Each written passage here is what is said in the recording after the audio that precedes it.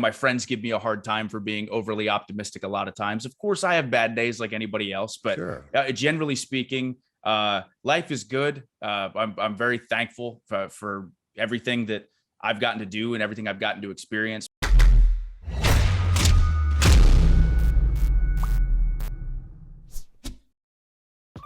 Guys,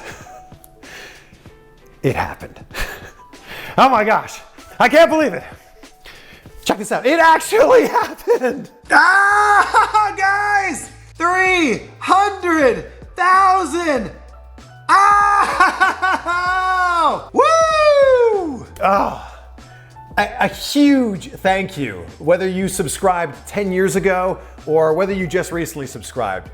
Thank you, thank you, thank you. I'm so incredibly grateful and appreciative that we're on this journey together. So we had an amazing conversation with Bobby Fish earlier in the week. It only makes sense to have Adam Cole, baby, on the show today. So I read a lot of the comments and DMs, and it seems like this is someone a lot of you have been asking about. So I promised you a big guest when we hit 300K. So here we are at 300K. Here we are with a big guest. Here we are with Adam Cole. Baby. Speaking of comments and DMs, I'd say almost daily, you guys are asking about my skincare routine, which is very kind. Thank you so much. And no, Wikipedia is not lying. I am, in fact, 38 years old. So I am not an expert on this at all. But I will say that when I started using Tiege Hanley about 2 years ago, I started seeing some major changes. I love that that's their tagline, uncomplicated skincare for men, because everything you need comes in this box right here. And then it's all explained in this handy card that comes inside the box. What you need to use, when you need to use it, and how much of it to use. So if we open up the box, this is what comes inside. Super simple. These 4 bad boys right here. And it begins with the wash. And I love how it smells so good. Leaves your skin feeling all tingly when you're done too. So wash once in the morning, once before you go to bed. That's it, boom, done with the wash. Then you've got the scrub, which as you can see there is twice a week and digs in a little bit deeper for what the wash might not have got. And then it's on to my favorite part, which is the moisturizer. And again, I am no expert here, but I'd say that moisturizer is a real key to looking more youthful. AM moisturizer in the morning with that SPF 20 in it, so a little bit of sunscreen, a little bit of protection for your face. And then put on the PM moisturizer at night, right before you go to bed, right after you wash your face. And that's it. I told you it was uncomplicated. I say this all the time, but I really wish that I had started earlier. And Back to the Future is my favorite movie of all time. And if I had that Marty McFly DeLorean, I would go back in time like 15-ish years, and I would slap myself in the face and say, start doing this right now. I'm such a fan of these products, and I've been using Tiege Hanley since well before they were ever a sponsor on the channel. I just love that they're hooking you guys up as well. If you click that link down below in the description, not only are they giving you the best possible price, but they're also giving you a free gift with your first box. So click that link below and get started for just 25 bucks. And I promise you, the future version of you will be thanking the present version of you. Although it'll kind of be confusing because the future version of you will actually be looking younger than the current version of you. Wow, that's quite the paradox there. I am so pumped that we're finally making this happen. Thank you so much. Me too. Absolutely, man. It's been, we were just talking about this like 2 years in the making. This interview has been so 2 years in the making, and here we are. We're finally making it happen. I feel like it's impossible to say Adam Cole without then additionally saying Bebe.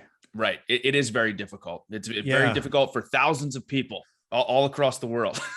When did Bebe get attached to Adam Cole? So yeah, great question. So I've been doing Adam Cole Bebe since 2009, actually. But it didn't catch on until I'd say about 2014, 2013, 2014. So it kind of started because I had done I was really, really early on in my wrestling career, and I was at a Maryland Championship Wrestling show. And Joey Matthews was on the show, Joey Mercury in WWE. And he was in the finals of the Shane Shamrock Memorial Cup. And he was walking around, he was the heel, and he just kept going, Joey Matthews, and putting his fists in the air like this. And he said it so many times. And I remember sitting there thinking like, that is so smart. because if you're not really a hardcore wrestling fan, if you remember one name from that show, it's going to be Joey Matthews. So I'm like, how can I incorporate that into my own thing? Obviously, I'm a huge Chris Jericho fan. And when he would stand on top of someone and flex and go, come on, baby. Yeah. I was like, oh, I'll do Adam Cole, baby. Or it started as, I think it actually did start as Adam Cole, baby. And then it got more and more obnoxious. But literally for 4 years, I would do it and no one would do it with me, or they would boo. I did it a lot more than I do now as well. But eventually what had happened was I got injured. I had to get shoulder, tricep, and elbow surgery in 2014. And I was away for 4 months. So I had that blessing of the fans missing me when I was gone in Ring of Honor. And when I came back, they started doing Adam Cole Bebe with me. And then it just turned into this incredible thing now that has been such a huge part of what I do. So don't you feel like when you start something and you're doing it that often and that frequently, that if it doesn't catch on, you're just going to look like an idiot who's just trying something that's not working?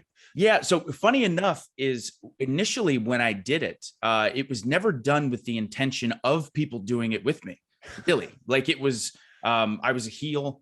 I was trying to think of cocky, arrogant things to do. In my brain, it was never, I'm going to turn this into a catchphrase. Really, it really never was. It was like something small to do in between my matches to get people to boo. And that's exactly what happened in the early stages of it. You know, in the middle of a match, I would do it and everyone would boo. So that was always the plan. The fact that it's turned into this huge catchphrase is something that went above and beyond my expectations. So there was no real disappointment for it not catching on, because it was never supposed to catch on. But then here we are. Well, now everything you're doing, I feel like, is catching on. Yeah. Like in the wrestling world, you can't say boom now without thinking of you. Right. Which is so crazy, because that was just a little thing. Like I had been doing the finger look up and point at myself for a really long time. Again, also in Ring of Honor, I'd been doing that. So it's crazy how that has caught on now as well too. It's wild. Was that just because it was the Undisputed Era music and it just happened to say boom in it? I think so. Yeah, because again, it was one of those situations where I was just at rehearsal and I was messing around. And again, I for years had pointed at myself and said boom or said something, whatever I felt like that night. And then again, because at that point in the song, it had said it. I forget who, I think it was Road Dogg was watching it. And he's like, hey, yeah, you should definitely make sure you do that. Even though I had been doing it for quite some time, but they kind of noticed. So then I made sure that I consistently did it all the time. And again, then that caught on as well. So it's amazing, man. It's so cool. We need to point out how professional this setup is here, because I've done a lot of Zoom interviews over the last year and a half, but I mean, you are a professional streamer. Thank you. That's right. Well, maybe not quite a pro streamer yet, but yeah. So I have, again, I got my Blue Yeti microphone. I got my Logitech webcam. I have my key light. I have my gaming museum behind me. Yeah. I got the whole setup ready to go, man. Ready to go. But this is a museum. Is this a museum of like previous consoles? Yeah. So I used to never really be a collector of anything. But I got crazy passionate about video games in 2015. I'd casually gamed my whole life, but in 2015 was when I became like a gamer. And just up until recently, I started to really get into the history of video games. Like I read textbooks on it, and I just love how much the gaming industry has developed over the years. So I started doing all this research about these super early consoles. Like up until a few years ago, I thought the Atari 2600 was the first video game console. But no, in 1972, there was a console called the Magnavox Odyssey, which was literally 2 dots on a screen. And you would put physical overlays on your TV to change the game. Like it'd be like a hockey rink or a tennis court or a haunted house. And you just used your imagination and moved these dots around on the screen. So that might be my pride and joy, because I have a first edition Magnavox Odyssey in the box with all the overlays and stuff like that. But then I got really into, again, I have an Atari, the Sega Master System, the Sega Genesis, the original Nintendo, you name it. I've been really, really into collecting all that stuff. What was the game when you were growing up that made you fall in love with gaming? So, interestingly enough, the first console that we ever had was the Sega Genesis. And my first memory in my entire life, not just of video games, but my first memory ever was me waking up. It was like 6 a.m. and running downstairs to see that my dad had stayed up all night to get the best bike in Road Rash on the Sega Genesis, and me being so excited that he got it. So early console or early games wise, it was like Road Rash, Streets of Rage 2, Sonic 2 on the Genesis. Then we got the Super Nintendo and we played Super Mario World and Donkey Kong Country and Super Mario RPG. But I would say when I realized like games were more than just something to pass the time was that PlayStation 1 era of games. So I'm talking about games like Final Fantasy 7, Resident Evil 2, and Metal Gear Solid. And I think at that point was when I knew, man, gaming is really, really, really cool. But again, at that point, I was still so obsessed with wrestling and wrestling only. So my younger brother was really obsessed with games, and I was really obsessed with wrestling. So again, I would play these games and I loved them, or play Halo on the Xbox and loved it. But I never like bought my own console. You know, we either got them as gifts for Christmas presents, or my brother would get the consoles and I would play on his. But in 2015, I'll never forget it. I was thinking more and more how I needed to kind of find a hobby. Because again, it was just wrestling 24/7. And he had gotten Halo 5. It had just come out and he was playing it and he was going to go to bed. And I said, hey, Brent, I said, hey, do you mind if I play Halo 5 on your Xbox? Just wanted something to do. I stayed up till 7 a.m. and beat the entire campaign. And I was like, oh my God, this is really fun. I think I'm going to buy an Xbox. And the rest was history. So I have Halo to thank for my, recent obsession over the past few years with video games. Well, and now your two passions get to be combined here. Like you work in wrestling and then you kind of dip your toe into the gaming world with the streaming. Right. You're not the only one to do this. Like Tyler Breeze and Austin Creed and many of your friends have done this. How much did they influence you in your Twitch stream? Oh my God, so much. So again, I had been thinking about streaming for quite some time because I'd been really into video games for years at this point. But then I always found some excuse of like, I'm too busy.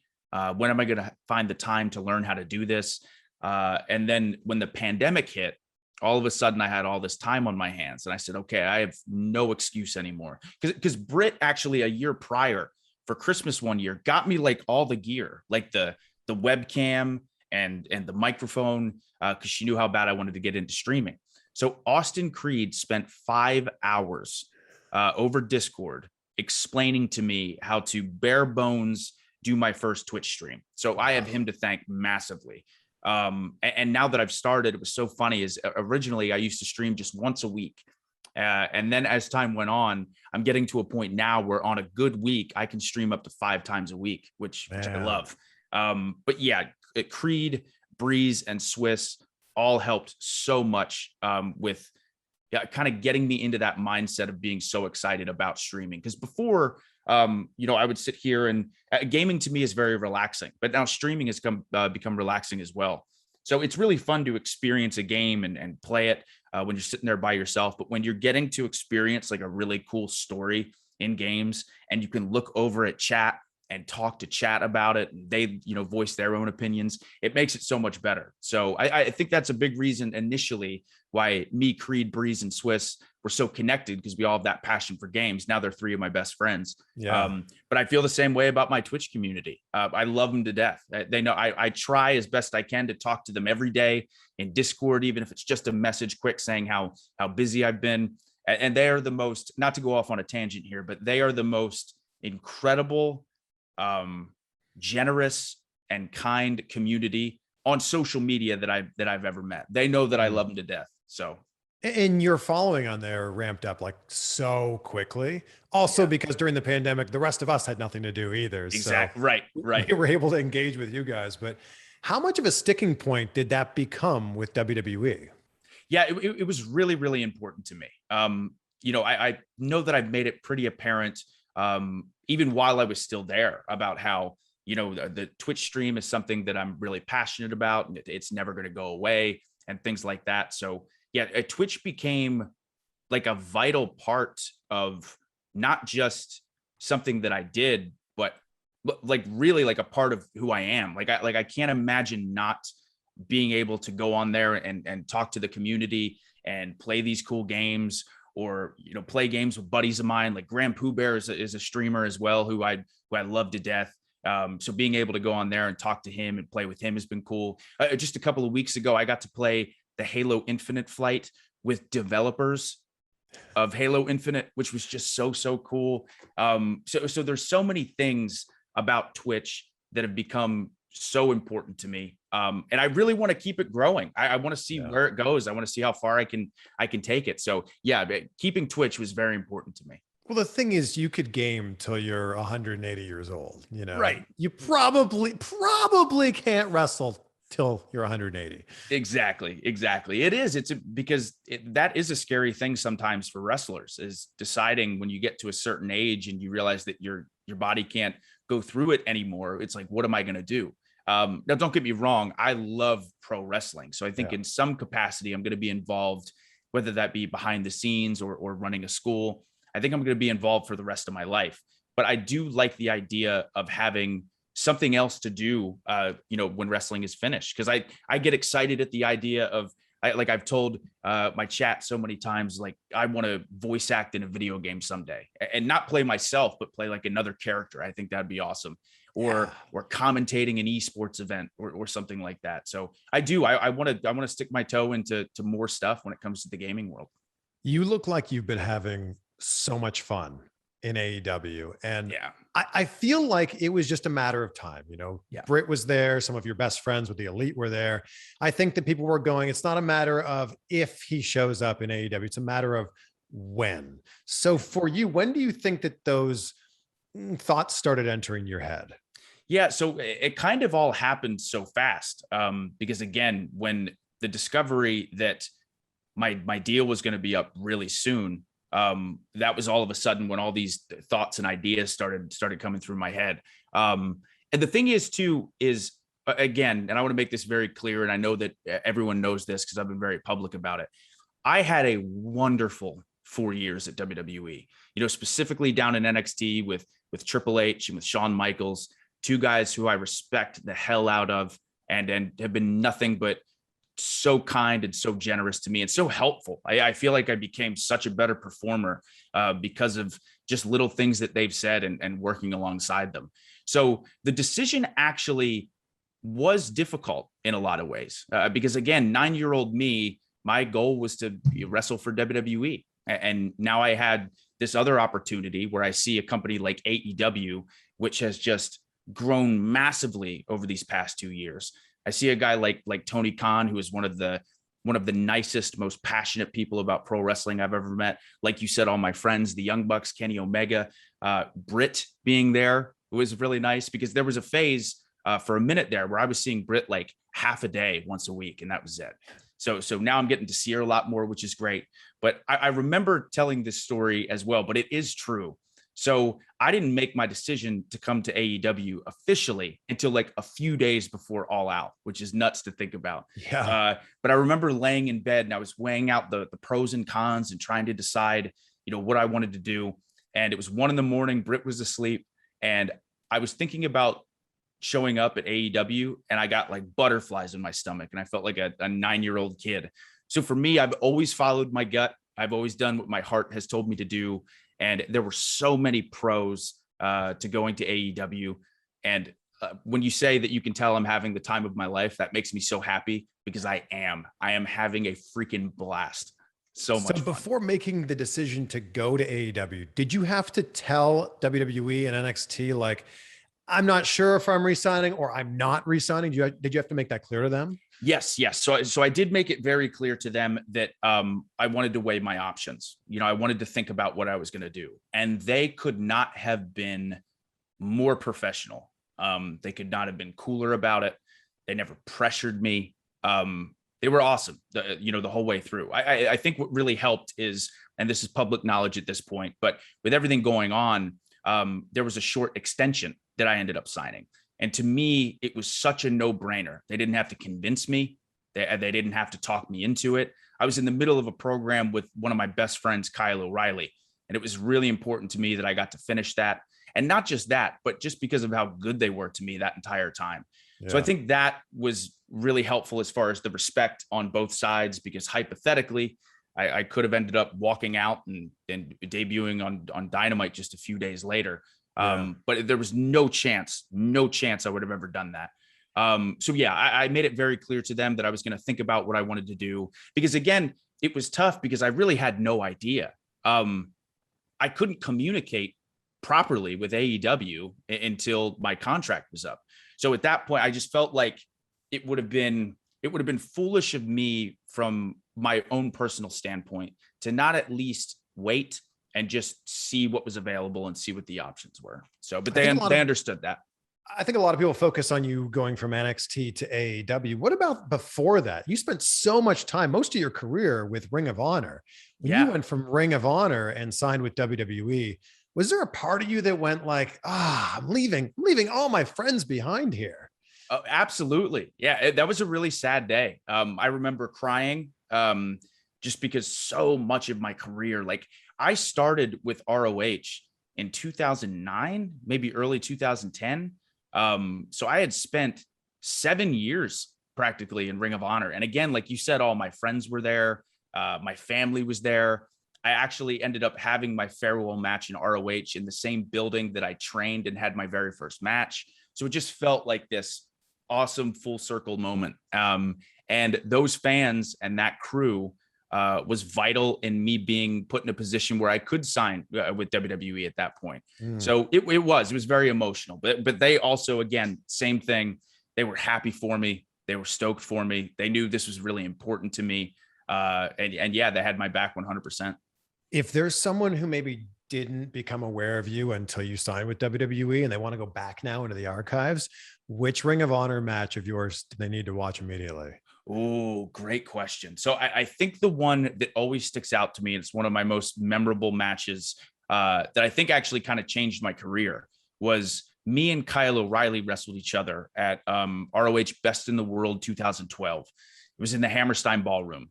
Me and Kyle had been in ROH for a couple of years, but we were still really green, still learning the ropes. And we had the respect of the fans, but we weren't like over yet. Like the fans weren't completely invested in us. So I remember we were in this hybrid fighting rules match. And the fans, again, they wanted to like it, but they didn't really like the rules. We were the third match on the card, and they weren't totally buying what we were selling until this freak thing happens where Kyle punches me in the mouth and my lip split to where I could have just done this with it. Like completely, you could see through. And it also must have hit a vein or something, because there was so much blood coming down and onto my chest. And there was a point where Kyle hit me and I flicked my hair up and I screamed, and the blood squirted out of my mouth onto Kyle's chest.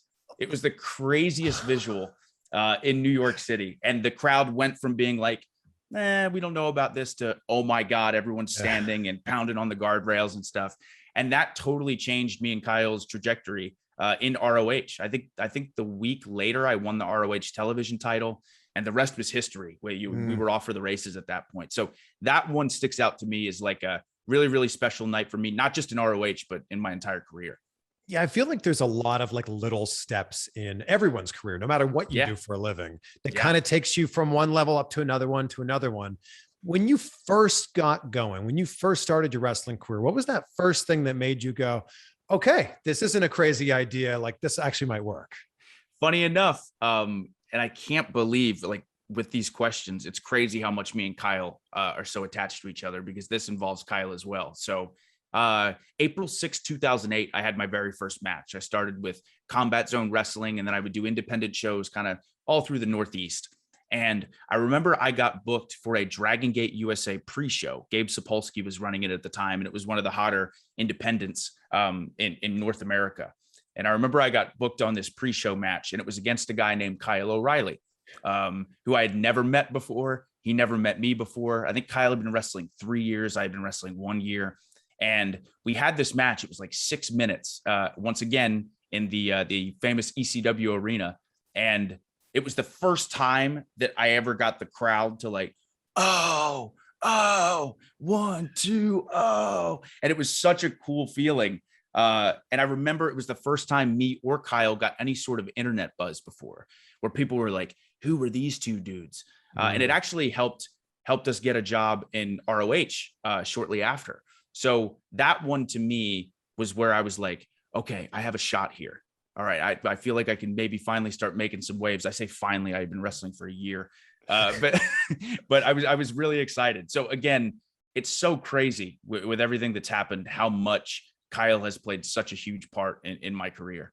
You say it's only, it was only a year at that point, but like when you're in it and you're doing it week in and week out, a year can feel like a really long time. Yeah, for sure. And then again, I had such like a broad ambition for what I wanted to accomplish. Like anybody who's really passionate about pro wrestling and you finally start doing it, you have these goals that you set for yourself and you just demand not perfection, but excellence from yourself. And it can be really hard in the beginning, because I haven't really talked about this, but it can really be hard in the beginning for young wrestlers when you're first starting out and you're obsessing on advancing and getting to the next level, or working for a really cool promotion, or traveling overseas. And it can drive you a little bit crazy. So because I learned really early on how important it was to, of course, set huge goals for yourself, but also recognize there's a lot that's out of your control. So if you just focus match to match, promo to promo, town to town on doing the best job that you can, then also mentally you're able to enjoy the journey even more. So for any young wrestlers out there who are, really, really wanting to advance in your career, just stick with it, man. I promise that stuff will always work out. It always turns around, but don't drive yourself nuts on trying to get to the next level too soon. And the only thing that you have control over is how you want to react to what's happening. You have no control over the decisions that other people make, but you can decide how you want to react to what's actually happening to you. Exactly. I've always, oh, go ahead. Sorry. No, I was just going to say, I think with what you're saying, it's so important to celebrate those little wins along the way too. So important. Because again, there was a phase in my career, and it was right around the time. So I was lucky enough to be ROH World Champion and PWG World Champion at the same time. And it was like the first time I was really making myself like a mainstay name on the independents. And I was doing all this cool stuff, but I was so obsessive about wanting to be perfect and do everything perfect. So if one little thing got messed up, or I wished I did one thing a little bit different, like took 3 steps here instead of 2, I would beat myself up so much. And I finally sat down one day and I'm like, I am living my dream.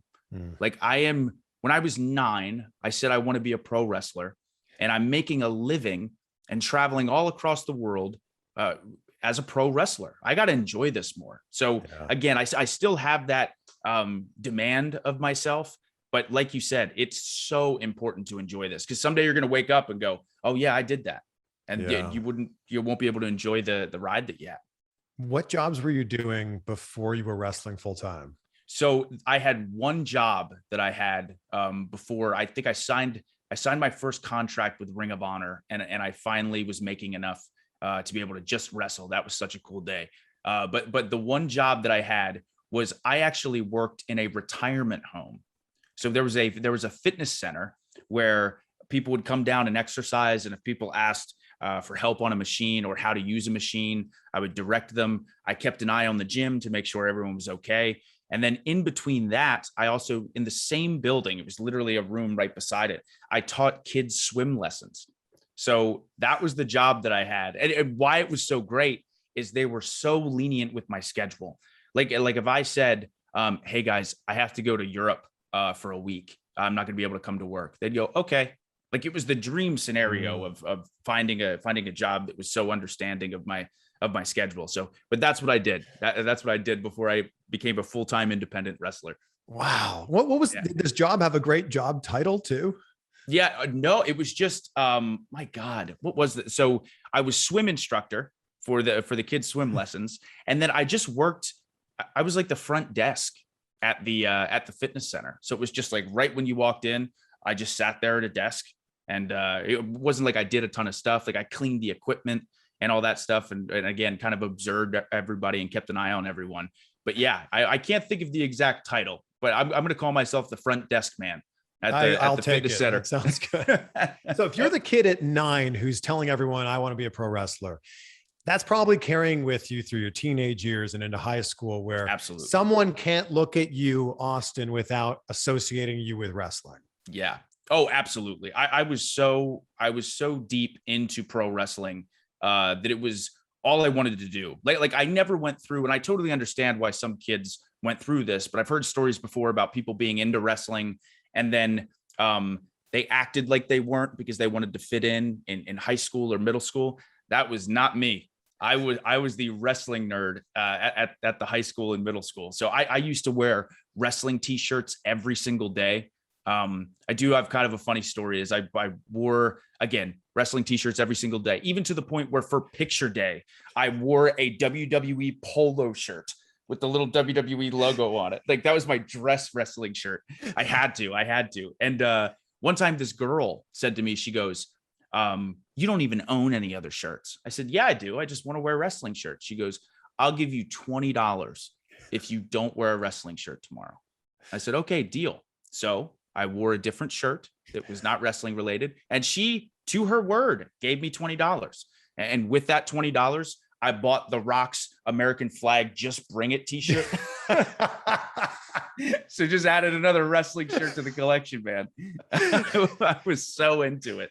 She just fed the addiction. That's what she did. She did. Because when it came to collecting stuff, I was definitely a t-shirt and then VHS DVD guy. So I had figures and stuff like that, but I was really into, again, the t-shirts and books. And then also, again, VHS and then DVD, because I was so obsessed with collecting all this footage. Like still at my mom's house, we have mountains of VHS tapes where I used to, tape Raw and then tape SmackDown, tape Sunday Night Heat. And I remember it started with one tape. I said, because I used to have to go to bed. So like Raw would be 9 to 11. And on a school night, I was only allowed to watch from 9 to 9:30. So like, what a tease, right? Like watch the first half hour of the show building to the main event and stuff. And then I had to go to bed. So I would tape it and then watch it. I used to get up super early the morning before school, like 5:30 or whatever. And I would watch the rest of the show before I went to school.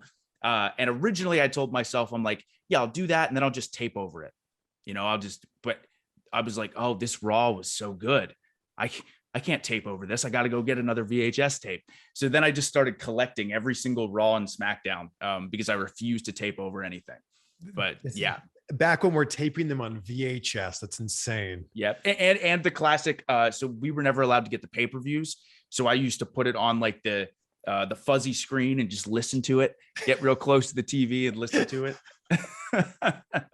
I remember one time I got so excited because this was before there was a ton of like internet usage and stuff like that. But I remember Stone Cold was gone and I was listening to a pay-per-view and I heard his music and I was jumping up and down so excited, but it was just a commercial for like a video. Oh.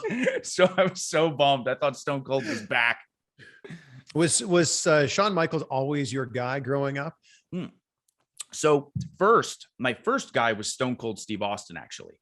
He was the one who got me into pro wrestling. We had the same name. He had the coolest entrance music.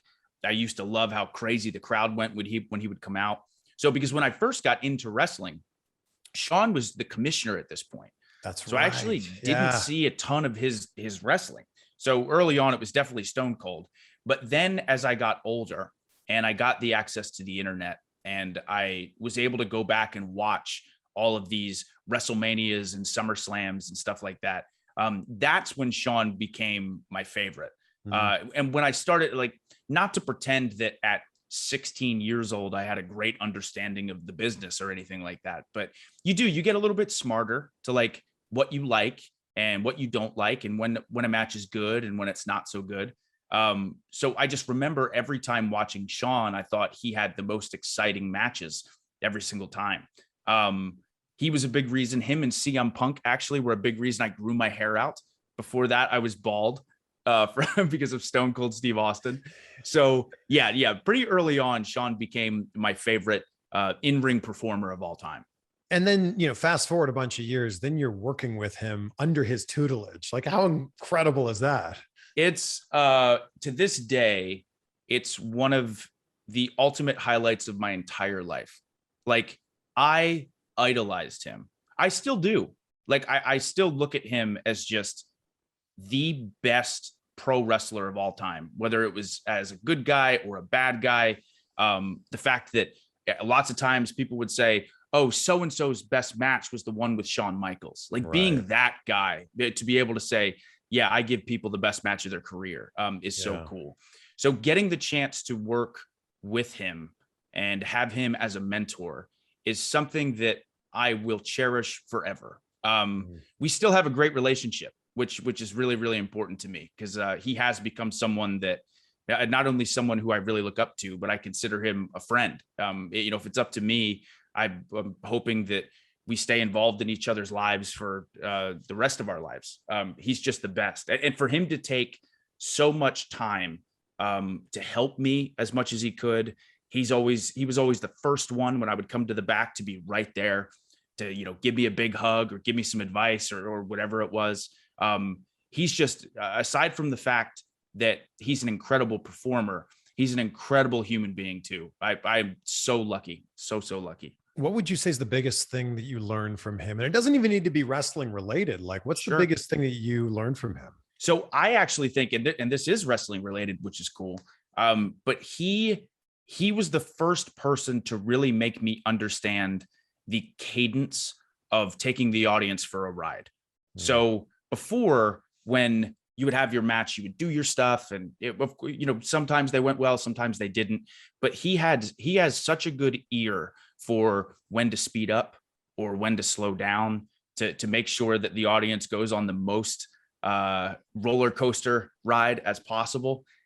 Sean just understands that better than anybody else. And he made me so in tune with that. I mean, I'm still learning it, but he has such a good grasp on that. And that was something I never really thought of, at least to the detail that he kind of made me think about it. So it's incredible how important that is. And it's something that not a lot of people talk about, but Sean has such a gift in that sense. And I feel like, again, my time working with him in those 4 years, without question, I've become a better pro wrestler, like without question. And a lot of that is thanks to him.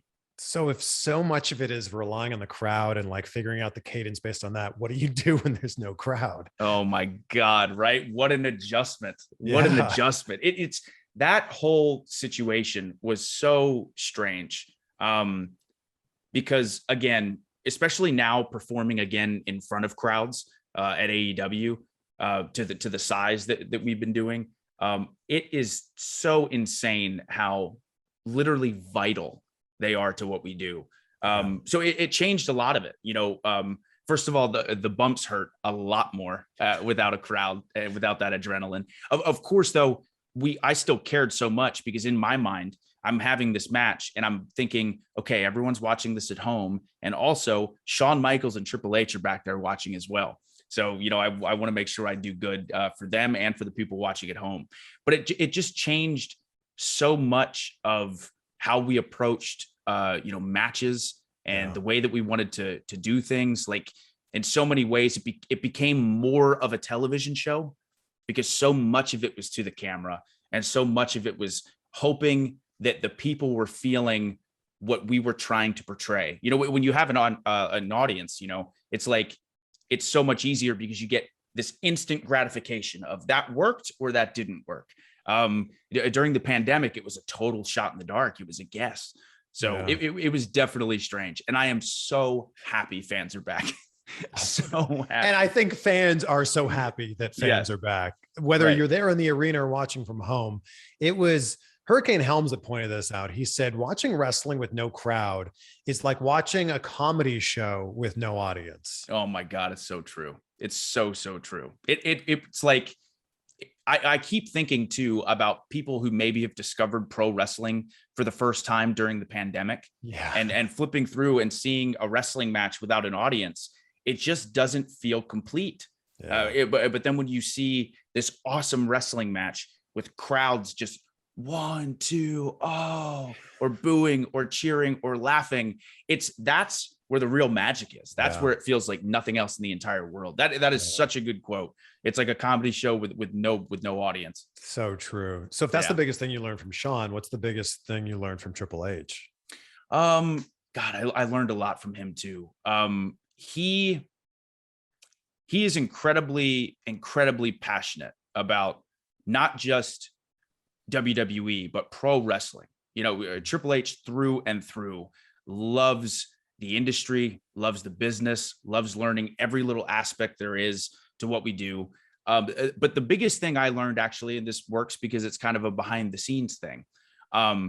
Triple H, no matter how busy he was, no matter how slammed he always was there. And what I mean by there, I mean he was in the moment. I've seen him all day talking to every single talent about ideas. He always has a great idea all the time off the top of his head. And he was so invested in making NXT the best that it possibly could have, and making the matches as exciting as they could. But he always knowing, like, God, this guy probably has gotten 2 hours of sleep. He's been on the phone all day. He's doing interviews all day. He's helping run rehearsals, and he's doing it with a smile on his face. You can see he loves it. And seeing how motivated and inspired he is, God, you think it didn't motivate the talent. We already are really fired up. But then when our boss is, you know, this passionate and this motivated too, we're like, hell yeah, let's go. Yeah. So he constantly reminded me, one, this is the coolest job in the world. And two, when you're here, you know, be invested, be dedicated, be passionate, because my God, he's been that way for years and years and years. He really is inspiring. He really is. You talked about it a little bit on Talk is Jericho, but now you've been on both sides of the Wednesday Night War. When you were in NXT, how much pressure did you guys feel to win that ratings war? I'll put it in quotations because sure. You know, I don't know if there really was one or not. Right. So for me personally, and this is just true, this is kind of always how I've been, being in NXT and then also being in AEW, I've never been someone who is super focused on the ratings war, or like you said, in quotations. Like I was always so focused on, if I'm wrestling, I want to have the best match possible. If I'm cutting a promo, I want to have the best promo possible. Of course, it's really exciting to hear, like, hey, 1.3 million. Oh, that's awesome. Or, hey, this segment that you were in, it was the highest rated segment on the show. That's great. But if my match isn't good, or if my promo isn't good, I don't care how many people watched it. I'm going to be upset that it, dropped the ball or whatever. But it was a really exciting time. It was really cool because especially in the beginning, it was like NXT's first time on TV, which was really awesome. And now being over on the other side in AEW and seeing the momentum just continuing to grow, it's cool. I think across the board, it's good for wrestling. I think it's cool that people can watch both shows and stuff like that. Sometimes I do think that the fans are a little bit too hard on either side. Like I just think about me as a fan and how excited I would be. Like for example, I was a WWE guy, but I still loved WCW. Mm-hmm. Like it wasn't like I hated one and loved the other. Of course, it's fun to pick a side and challenge each other that way. And again, you're not saying you have to be forced to like anything, but I've always been someone like, man, there are a lot of people who are getting a ton of TV time, guys who haven't been on television before, getting the chance to showcase themselves to a bunch of new people. It's awesome. I think it's just been great across the board for the industry of pro wrestling. Yeah, absolutely. Yeah. And you mentioned your promos, and your promos were so good. And even just talking to you right now, you're just a great talker. So where did this come from? So I was always fascinated as a kid by James Bond villains. I remember my dad really loved James Bond, and I used to love watching those movies. And I remember me more so than him or even my brother, I was so into the villains. The guy sitting in there in a suit with a cigar and a glass of scotch, talking about what he's going to do, this like long monologue of how evil and vile this guy is. And I was always so attracted to that.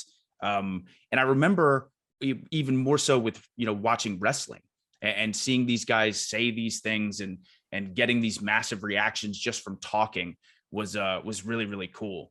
But when I decided, like, I need to be someone who is good at interviews, was the first time I saw CM Punk.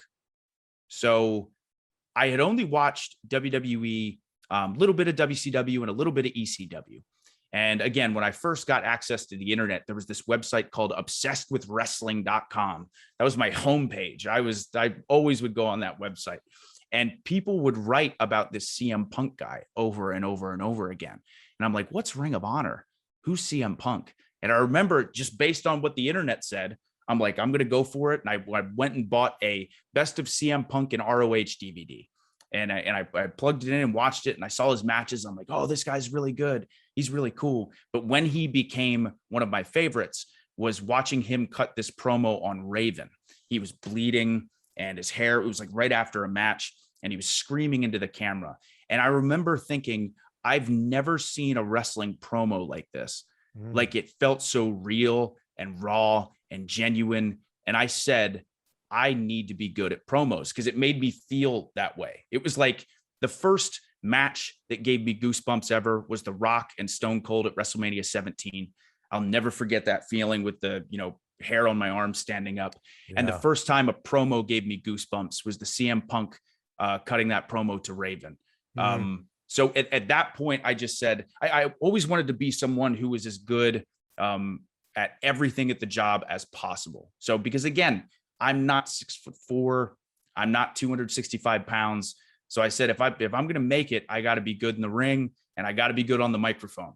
So I put just as much dedication and time into practicing promos and practicing interviews as I did training to be a wrestler as well.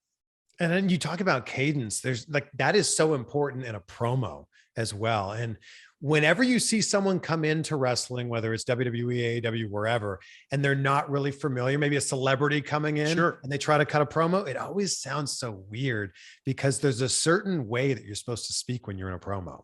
Right. Absolutely. Like the volume changes of when to yell, when to talk quietly, how you want to go about telling the story that you want to tell.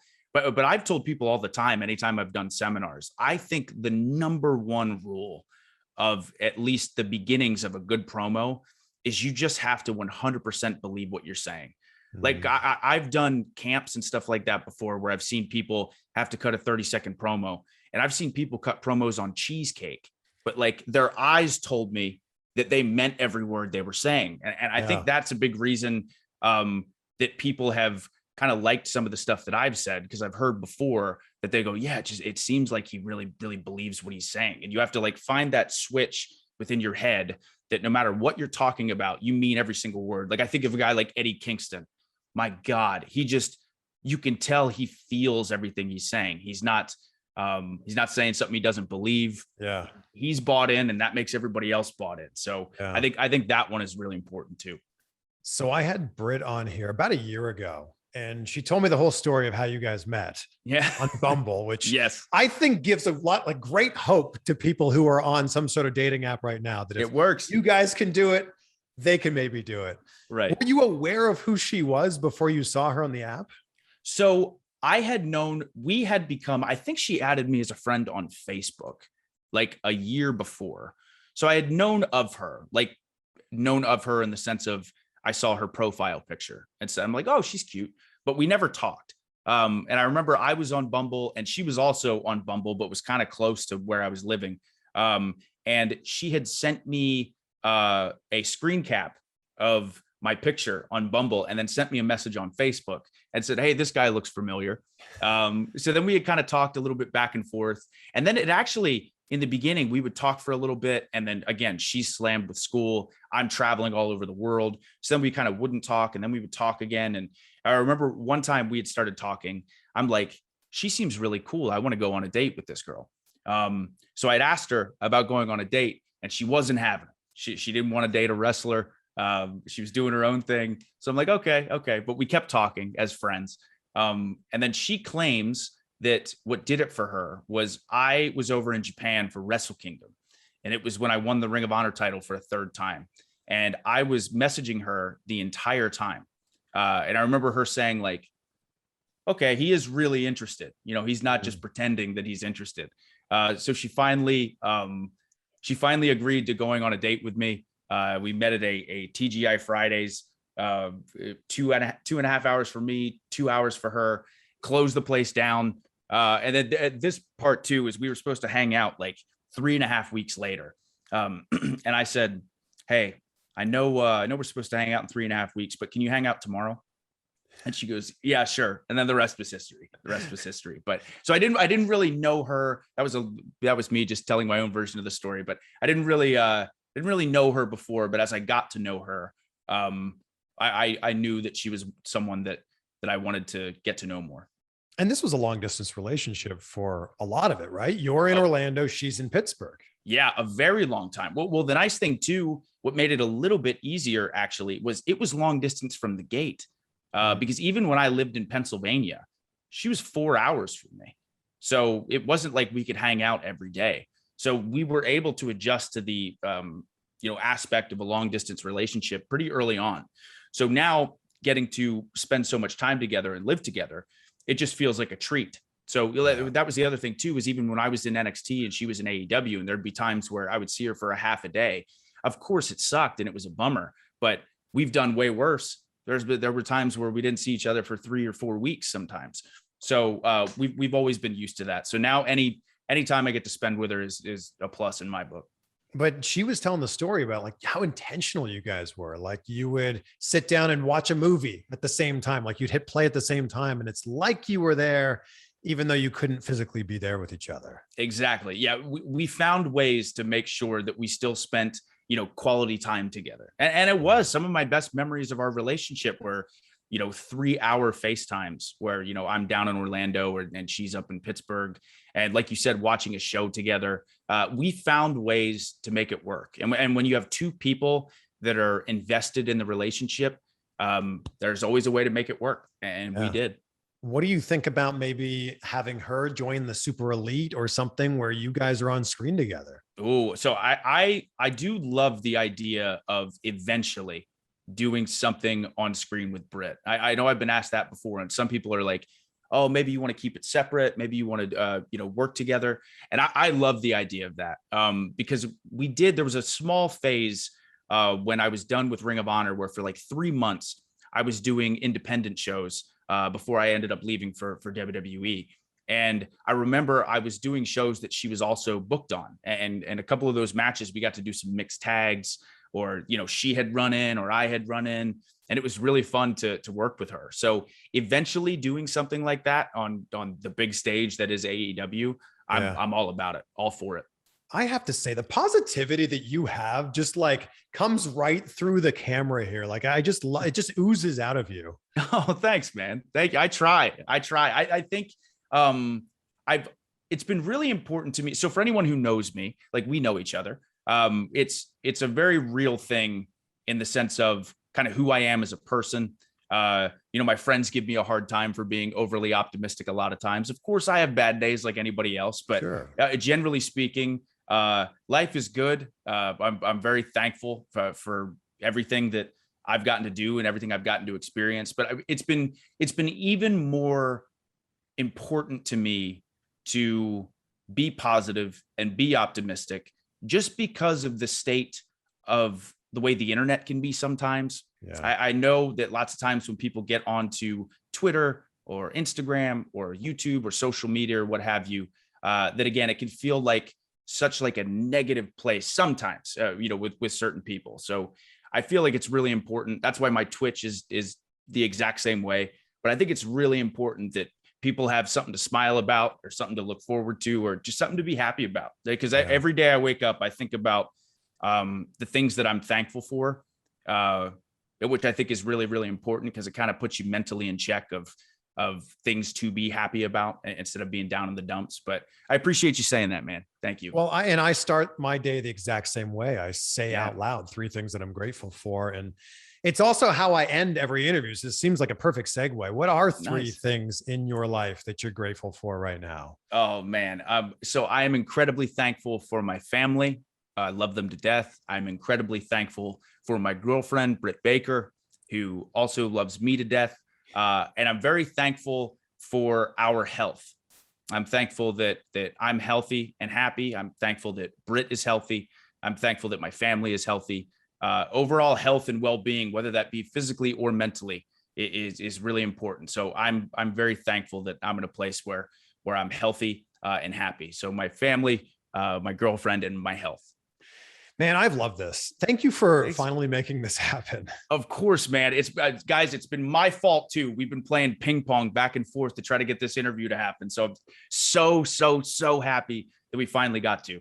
No, this has been great. And the one thing I meant to bring it up early, but I want to ask you about the program you did with Pat McAfee. Yes. And like, I think that he impressed a lot of people. And I referenced earlier how when a celebrity comes into the wrestling world, sometimes they don't quite get it. And Pat like definitely got it. Yeah. So I hate to admit it because he's a freaking idiot, but I will give him credit. He took to it like a fish to water. I mean, he is obviously he's an athlete, and obviously he loves pro wrestling. He's got the gift of gab. And again, for a first match, he did incredible. Just a total natural. It was really cool to see someone like Pat come in and make the impression that he did. And also the respect that he has for wrestling, not for me, but the respect that he has for wrestling was really impressive. But Pat, I hate to say it. I'll say it though. I'll say it. Pat McAfee, you suck. You're the worst, and I hate you. But you did awesome. Oh my God, that I got chills when I said that. Oh, geez. The whole positive vibe of this interview just went out the window there. Yeah, down the toilet, dude. Oh. I loved the segment you did on his radio show because I don't know. I love that when kayfabe bleeds into real life and like, do they really hate each other or what's going on here? I love that. That's the great thing about the era of wrestling that we're in right now. Sure. Absolutely. Yeah. When there are, I think of different moments like that within pro wrestling where, again, like you said, when you can bleed it into reality to where it seems like, oh man, okay, these guys really do hate each other. Yeah. The nice thing is me and Pat can't stand each other. So. Well, there it is. Well, I'm the exact opposite. I love you and I appreciate you. And I've loved this time. So man, thank you so much. Of course. Absolutely, man. It was a pleasure. Hopefully we can do it again sometime soon, man. Yeah. Let's do it in person next time. Yeah. That sounds great. All right, man. Thank you so much. You're welcome. Wow. It is very bright up here. Thank you so much for checking out this chat with Adam Cole, baby.